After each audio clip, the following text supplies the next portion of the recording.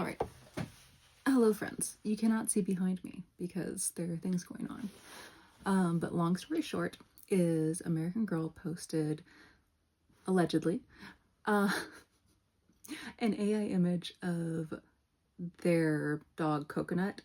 And I decided, as an artist who builds tiny sets, that I would recreate that photo using only supplies that I already have in the house. So everything that I used to complete this photograph were things that I had in my home. I did not go out and buy anything additional, not a single thing. So if you want to see how I recreated the American Girl AI slop coconut post from last week, please to enjoy. Enter the props I already had in the house. Blonde doll wig, coconut, and a tiny guitar.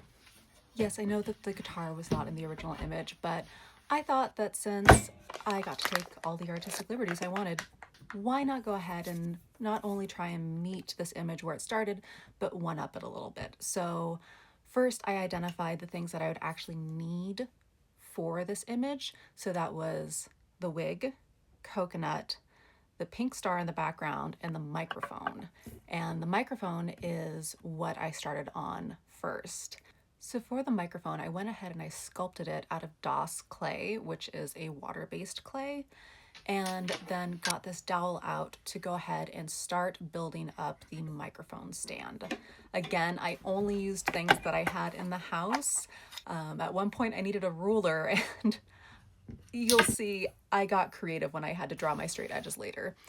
So some Elmers came to the rescue when it came to fixing this dowel. I looked for a clamp, I couldn't find one, so I just held it together for a little bit until the glue set, and then I made an impression on the clay microphone so that I would be able to adhere it to the microphone stand later.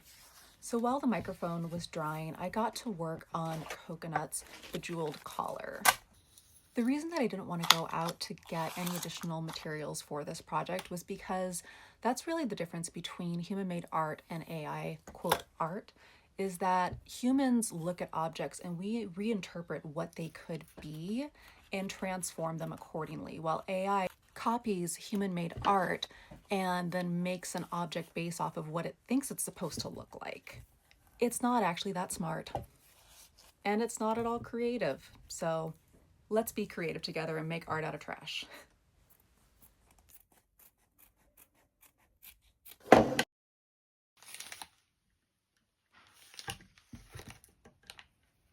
And yes, while I do regularly feed and care for my hot glue gun, I actually use hot glue very infrequently because I'm generally making set pieces that I need to be able to reuse, and for those purposes, hot glue just isn't gonna cut it. So I highly recommend using either wood glue, white glue, or E6000 for projects that you really want to last.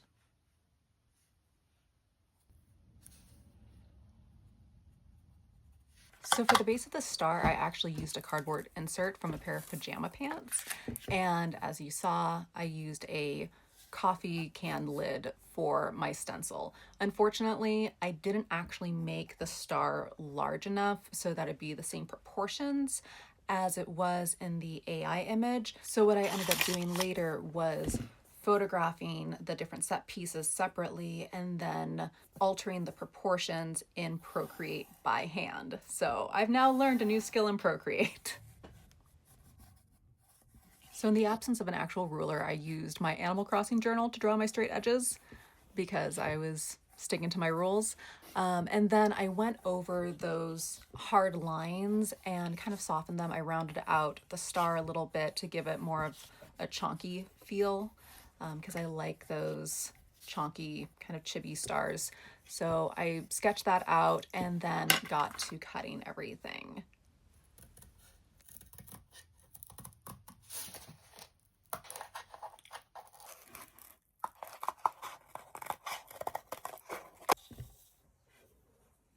So working on the star gave my hot glue gun enough time to heat up, and I got back to work on Coconut's bejeweled collar. This is the type of thing that I would normally stitch by hand, but again, I was just trying to get this project out, so I went ahead and resorted to some hot glue. But If you would want to recreate this, I highly suggest sewing the collar together and then using a fabric hot glue stick to adhere the little rhinestones, or in this case, not so little rhinestones.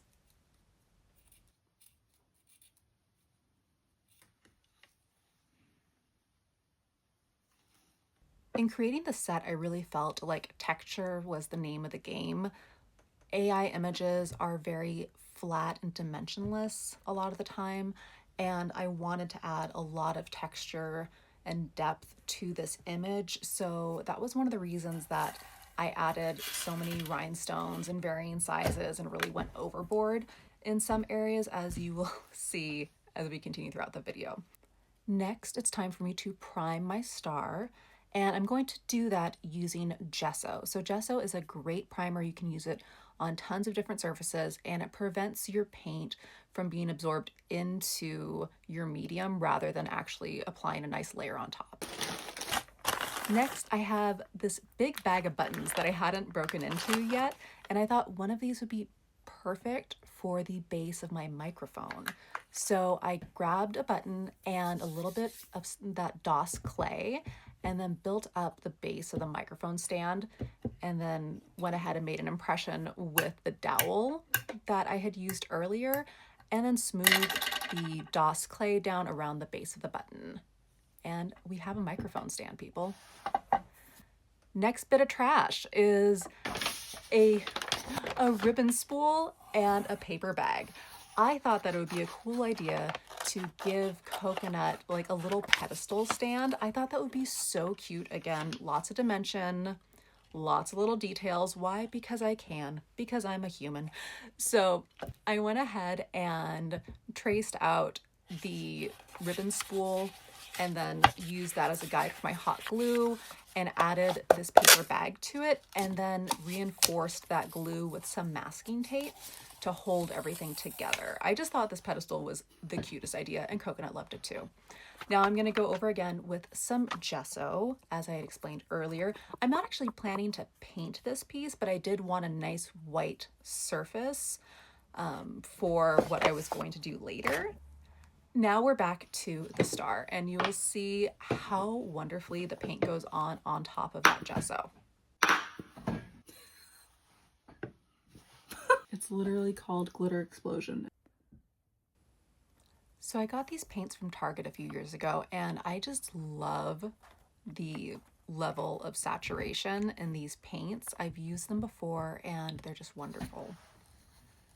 Next, I'm going to get back to working on Coconut's pedestal, his little stand.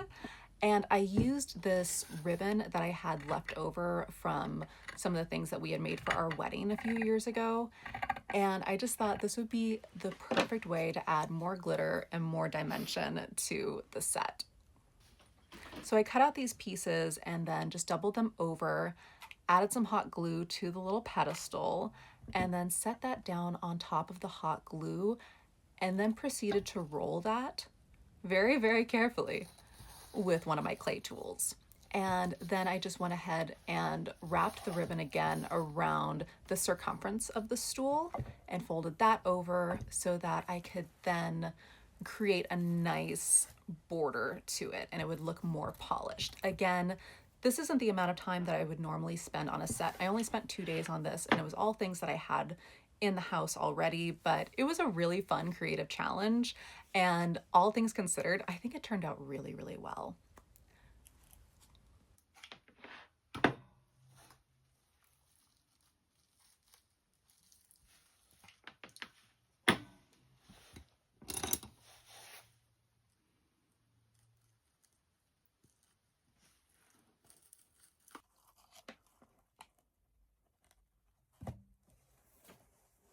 Next up, I want to carry over that pink into the pedestal itself. So I used the remaining pink ribbon that I had from Coconut's collar and then used that as a trim around this pedestal. And then I added some more rhinestones, again, carrying over all of the texture, carrying the rhinestones over. It was so fun. You'll also see in the pattern that I did, I made sure that it mimicked the same pattern on Coconut's collar. And yeah, I think the final product is just so cute. I went ahead and added some Velcro to Coconut's collar so that I could easily put it on and off. I didn't want to have to pin it to him or anything. And oh.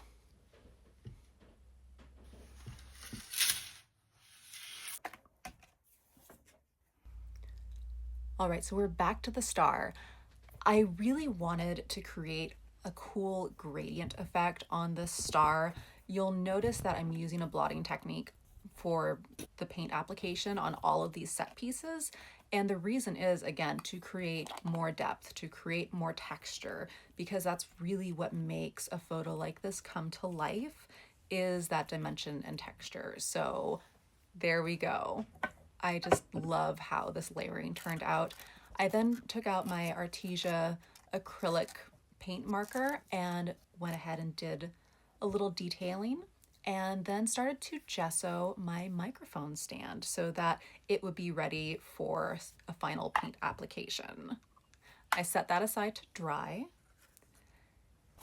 and then pulled out some more trash. So I got to gessoing this little Debbie box that I reinforced with some old shopping bags.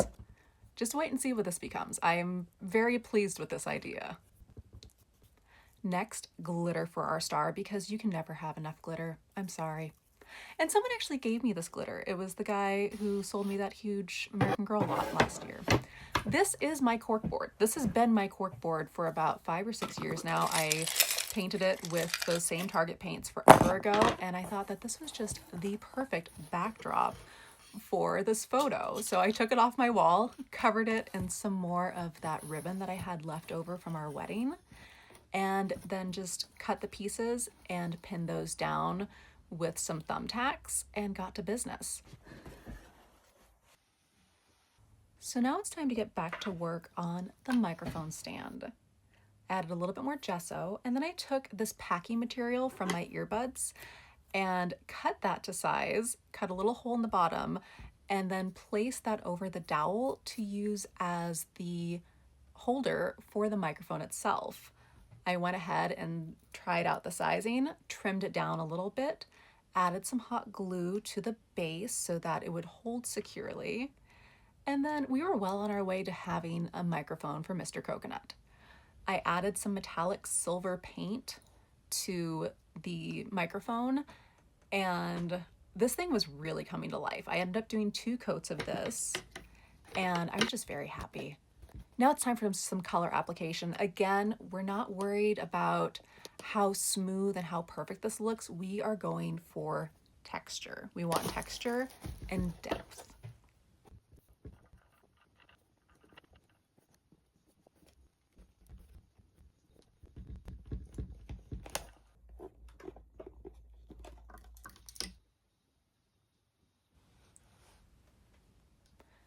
I was so happy to finally be adding the black to the microphone stand. It really made it come alive and just seem so much more real.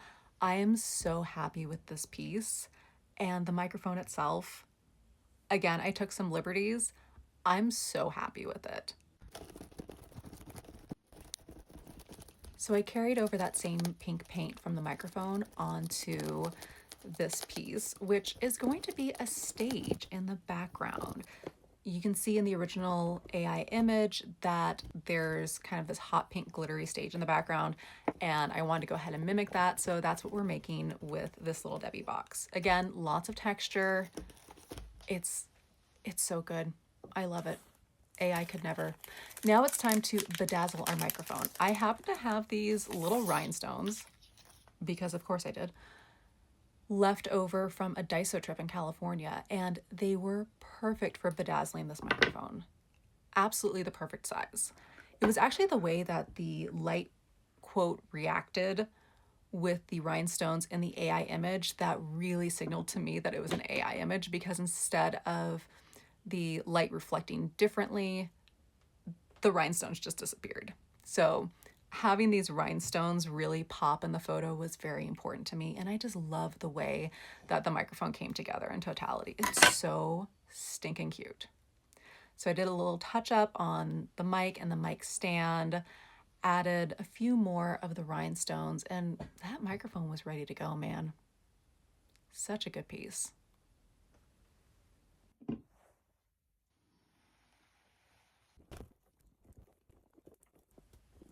And of course it's glitter time because this is my office. It's always glitter time.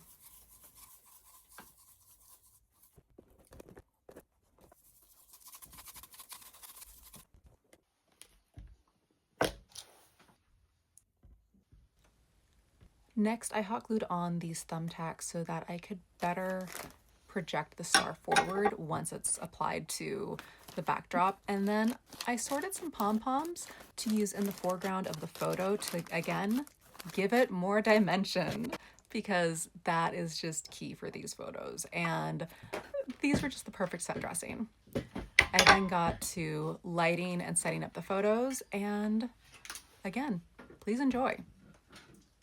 Here is my favorite of the unedited photos. And if you'd like to see more of these, including ones with licorice, head on over to my Instagram. And here is the edited photo with the altered proportions. And if you'd like me to attempt recreating some AI slop that you've seen, please go ahead and DM me or place it down in the comments. I did it. I don't know if I'm going to film an outro, because I've been working on this for 2 days. I just took a bunch of tiny pictures and I'm covered in paint. As an artist, art's important. So I'm going to keep making silly art things because art matters to me a lot. And yeah, if you want to see more silly art things and silly doll things and silly me things, then please keep hanging out. Hit the subscribe button, hit the alerts, whatever you want, and comment down below to let me know what your thoughts are on this whole thing, and I'll see you in the next one. Bye.